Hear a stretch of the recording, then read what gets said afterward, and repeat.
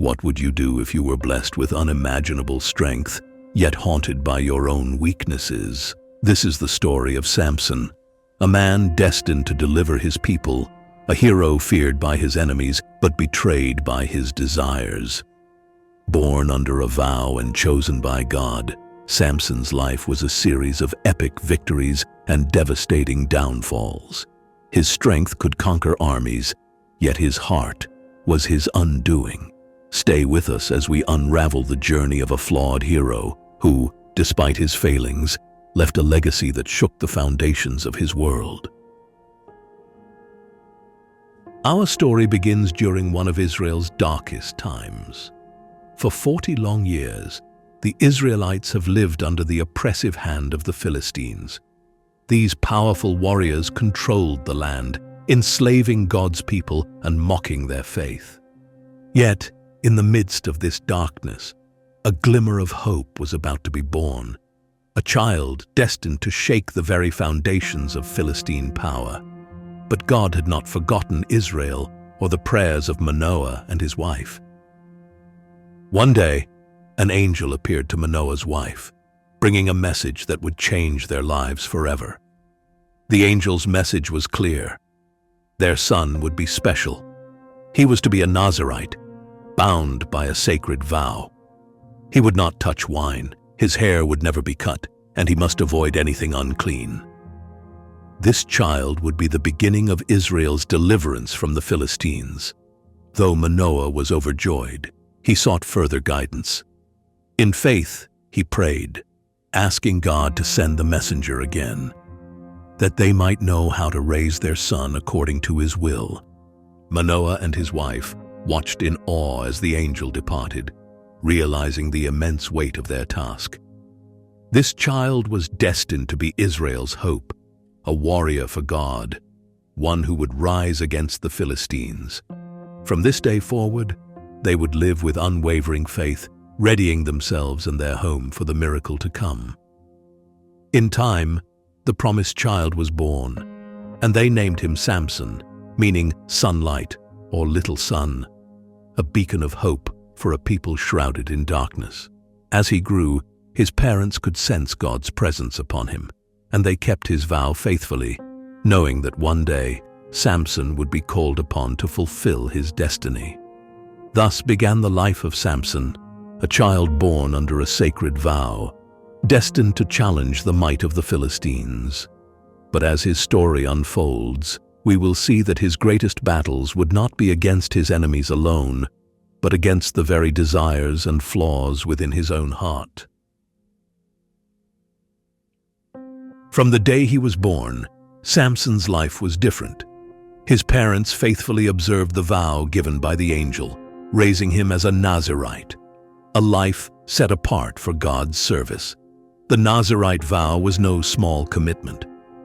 To live as a Nazirite meant a life of restraint and dedication. Samson could never touch wine or any strong drink. He would never cut his hair, and he was to avoid anything that would make him unclean. These vows were sacred, symbolizing his dedication to God and his unique calling. As a child, Samson likely felt the weight of these rules, the eyes of his community watching him closely, and the stories his parents told him of his miraculous birth and the angel's prophecy. In their small village, Samson grew up hearing whispers of his destiny and the expectations that had been placed upon him. Yet, even as a young boy, Samson's strength was evident, setting him apart. He had a unique power within him, a raw, untamed force that others could sense. Some called it God's blessing, others wondered at it with unease, knowing that such power could be both a gift and a burden. As he grew, Samson's strength only increased, and so did the tension between his duty as a Nazirite and his own desires. His parents watched him with pride, but also with a quiet fear, sensing the challenges he would face as he came of age. They hoped he would embrace his calling, but they could not foresee the struggles that lay ahead. The vow and the calling set Samson apart, but they also isolated him. In a world filled with temptation and Philistine rule, Samson would need to choose. Would he honor the vow given to him before birth, or would he follow his own desires? The answer would shape his life and the destiny of his people. This was Samson's early life, a young man with an extraordinary gift, raised under sacred vows and burdened with a prophecy he did not fully understand. He was chosen, set apart, and called to greatness. But he was also human, bound by the same weaknesses and struggles that afflict us all. As Samson grew into a young man, his strength became legendary, a force no one could deny. Yet, Samson was not only driven by his calling, he was also drawn by his own desires. And one day, a desire would lead him down a path of both glory and conflict. It was during a journey to the Philistine city of Timnah that Samson saw a young woman, a Philistine, who captivated him. Against the warnings of his parents, who reminded him of his calling and the dangers of mingling with the Philistines, Samson insisted. "She pleases me well," he said, and his parents, reluctantly, agreed to arrange the marriage. On his way to Timnah, Samson encountered a lion, a beast fierce and powerful.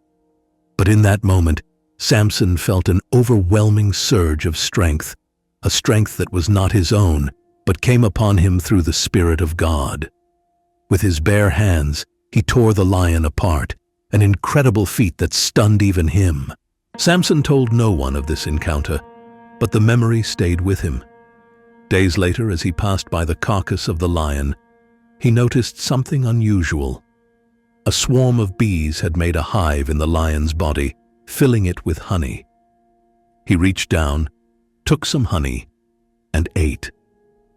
It was both a strange and haunting symbol of his life, a mixture of death and sweetness, power and temptation. At the wedding feast, Samson felt a burst of pride and challenged the Philistine guests with a riddle inspired by his strange encounter with the lion.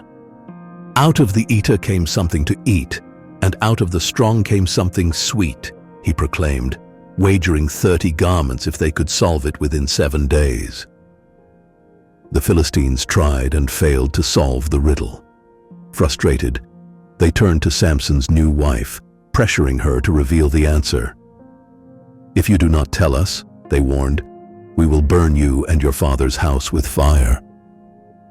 Terrified, she wept and pleaded with Samson until finally he revealed the answer. When the Philistine men confronted Samson with the answer, he knew he had been betrayed. Enraged, he left the feast and traveled to another town, where he struck down 30 men, taking their garments to pay his debt. He returned to Timnah, only to find his new wife had been given to another man. Samson's anger grew, and with it, his thirst for vengeance. What had begun as a simple desire for a Philistine woman had turned into a deadly conflict, igniting a fierce battle between Samson and the Philistines. His strength and his passions were two forces driving him forward, both a gift and a curse. And this was only the beginning of Samson's tumultuous path, a journey marked by victories, betrayals, and an unrelenting pursuit of both justice and revenge. The betrayal at his wedding feast left a deep scar on Samson's heart. He had tasted love and loyalty, only to find deceit and treachery in their place. This betrayal sparked a fierce anger within him, an anger that would soon lead to devastating consequences for the Philistines. When Samson learned that his wife had been given to another man, his fury could not be contained. Consumed by vengeance, he devised a plan to strike at the Philistines where it would hurt the most, their crops, the very source of their livelihood. Samson went out and captured 300 foxes, a task that would have been impossible for any ordinary man. He tied them together in pairs, fastening a burning torch between each pair of tails. Then he released them into the Philistine fields, setting fire to their grain, vineyards, and olive groves. The flames spread quickly, consuming everything in their path, leaving the Philistines devastated. By this destruction, sought retribution, They learned of Samson's wife and her father, blaming them for provoking Samson's wrath. In a cruel act of vengeance, they burned her and her family to death. This brutal act only deepened the chasm between Samson and the Philistines, fueling a cycle of revenge that would spiral out of control. When Samson heard of the fate of his wife, his sorrow turned to fury once again. He vowed, "Since you would do a thing like this, I will have my revenge on you, and after that, I will cease." But it was not in Samson's nature to hold back. He struck down the Philistines in a merciless attack, scattering their forces and leaving devastation in his wake. Seeking refuge from their relentless pursuit, Samson retreated to a cave in the rock of Etam. But the Philistines, determined to capture him, came to the people of Judah and demanded that they hand Samson over. Fearful of the Philistines, the men of Judah agreed, binding Samson with ropes and leading him to his enemies. Yet, as Samson approached the Philistines, the Spirit of the Lord came upon him once more, filling him with supernatural strength. The ropes binding him snapped like threads, and Samson found the jawbone of a donkey lying on the ground. With it, he unleashed his fury, striking down 1,000 Philistine men. The field became a scene of chaos and destruction, a testament to the devastating power that Samson wielded. When the battle ended, Samson looked upon the destruction he had wrought. He named the place Ramath-Lehi, the hill of the jawbone, a symbol of his strength and his defiance against the Philistines. But even as he stood victorious, Samson was exhausted and weakened by thirst. In his desperation, he called out to God, "You have given your servant this great victory. Must I now die of thirst and fall into the hands of the uncircumcised?" God, hearing his plea, opened up a spring of water from the ground, refreshing Samson and restoring his strength. Thus, Samson's vengeance had brought a temporary peace, yet it had also set him on a path of unending conflict. His strength and his rage had become both his weapon and his curse. For Samson, every victory brought with it a heavier burden, and every act of revenge only drew him further from the path he was meant to walk. Samson's life had become a cycle of conflict, a clash between the gift of strength he was given and the anger that seemed to drive him. Each encounter with the Philistines ended in violence, and with each battle, Samson's legend grew, as did the fear among his enemies. The Philistines were determined to end Samson's reign of terror once and for all. They rallied their forces, prepared to capture him at any cost. But Samson, now accustomed to their pursuit, met their threats with defiance. His strength was unmatched, his resolve unbreakable. One day, Samson found himself surrounded by a massive Philistine force in the town of Lehi. Outnumbered and with no weapon in sight, any other man might have surrendered or fled. But Samson was no ordinary man. In a moment of sheer resourcefulness, he spotted the jawbone of a donkey lying on the ground. To most, it was a mere remnant of an animal. To Samson, it became a weapon of divine power. With the jawbone in his hand, Samson charged forward. The Spirit of the Lord came upon him, filling him with supernatural strength.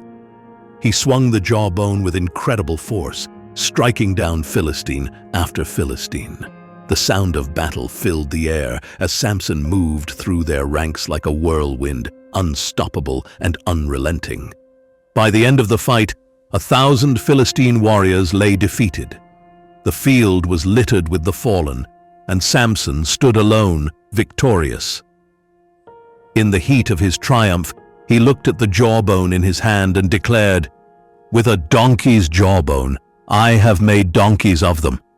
With a donkey's jawbone, I have slain 1,000 men."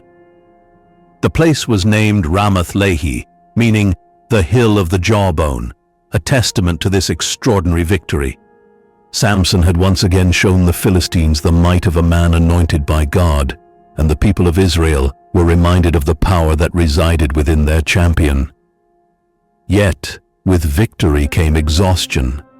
The battle had drained Samson of his strength, and his body was parched from the struggle. In his weariness, he cried out to God, "You have given this great victory into the hand of your servant. Must I now die of thirst and fall into the hands of the uncircumcised?" In that moment, God heard Samson's plea. Miraculously, a spring of water burst forth from the rock, providing Samson with the refreshment he so desperately needed. As he drank, his strength returned, and he was reminded that despite his flaws, God had not abandoned him. This victory at Lehi marked another chapter in Samson's life, a testament to his might and God's mercy. But even as he stood triumphant, Samson remained a man torn between the power given to him and the anger within him. Each victory came at a cost, and every act of strength only seemed to pull him deeper into a life of conflict and isolation. As Samson's victories mounted, so did the Philistines' desperation to find his weakness. They knew that brute force alone could not defeat him, only cunning might succeed. In their quest to subdue him, they sought help from a woman named Delilah, a Philistine with whom Samson had become infatuated. She became their hope to uncover the secret of his supernatural strength. The Philistine leaders approached Delilah with an enticing offer. They promised her a fortune if she could lure Samson into revealing the source of his power. Tempted by the promise of wealth, Delilah agreed, and she set her plan into motion.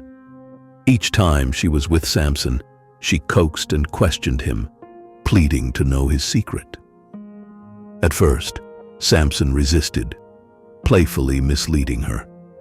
He told her that if he were bound with fresh bowstrings, or if his hair were woven into a loom, he would lose his strength. But each time, when the Philistines attempted to capture him, he broke free effortlessly, his strength undiminished. Yet, Delilah did not relent, growing ever more insistent. Day after day, Delilah wore him down with her persistence, and eventually, Samson's defenses weakened. In a moment of vulnerability, he confessed the truth, that his strength lay in his hair, a sign of his vow to God as a Nazirite. He told her, "No razor has ever touched my head, for I have been set apart to God from birth. If my head were shaved, my strength would leave me, and I would become as weak as any other man." Seizing this moment, Delilah waited until he fell asleep. As Samson lay in a deep slumber, she summoned a man to shave off the 7 locks of his hair. With each cut, his strength ebbed away until he was left powerless, his vow broken.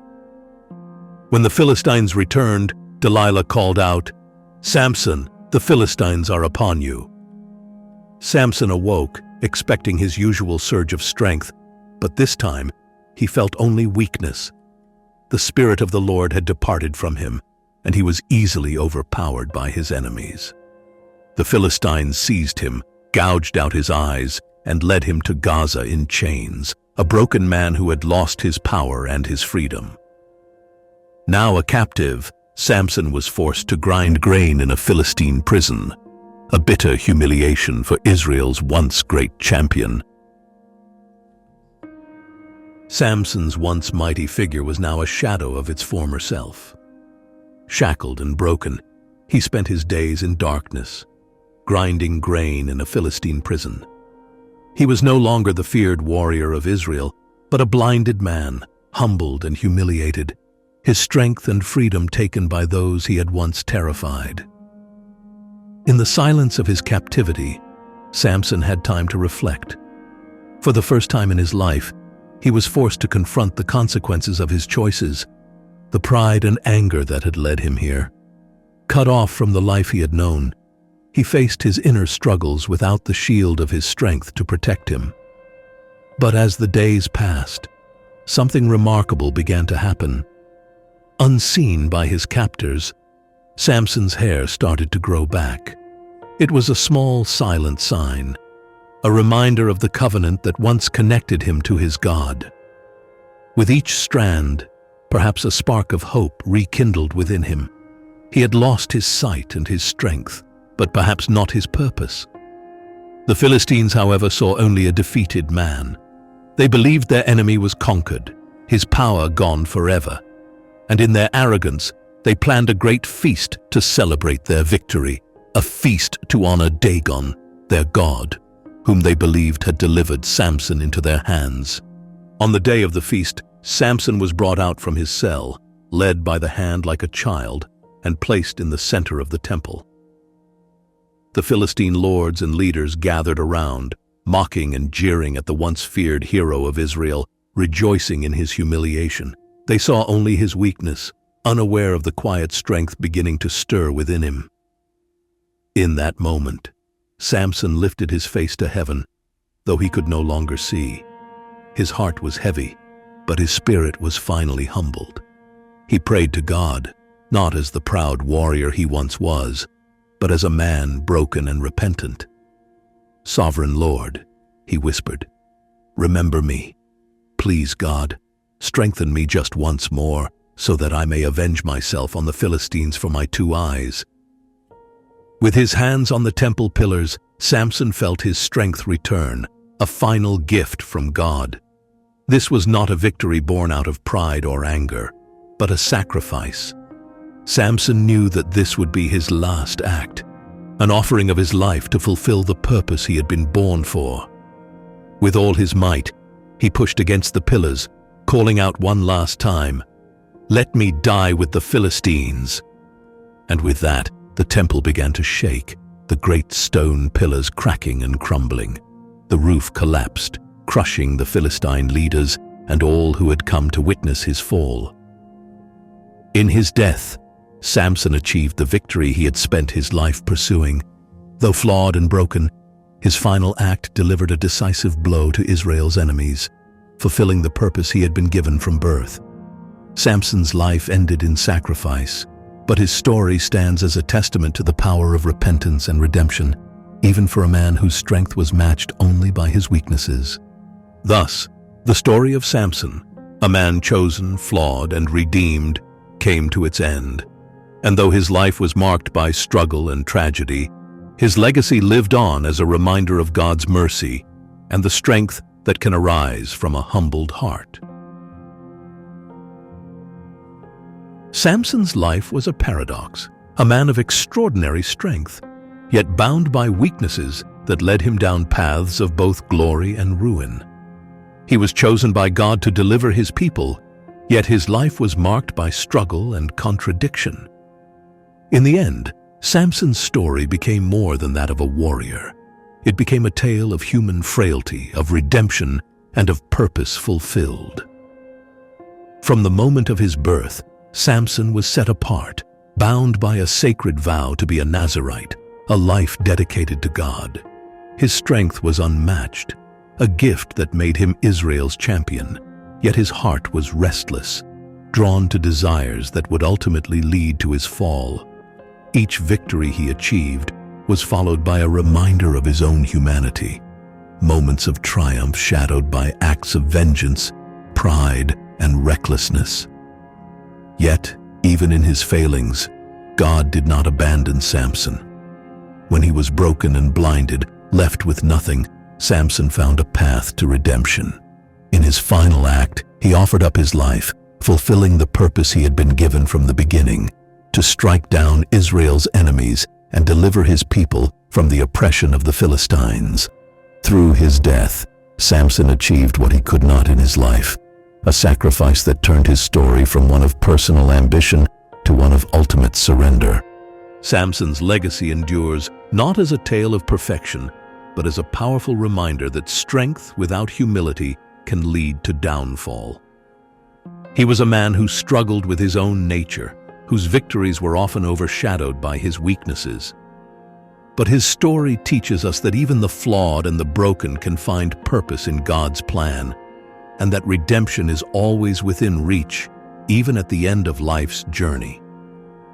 The story of Samson invites us to reflect on our own lives, our strengths, our weaknesses, and the choices we make. It reminds us that while we may stumble, there is always a path back to grace. And through his final act, Samson's life echoes a timeless truth. that true strength lies not in power alone, but in the courage to seek forgiveness, to make amends, and, when necessary, to give all that we have for something greater than ourselves.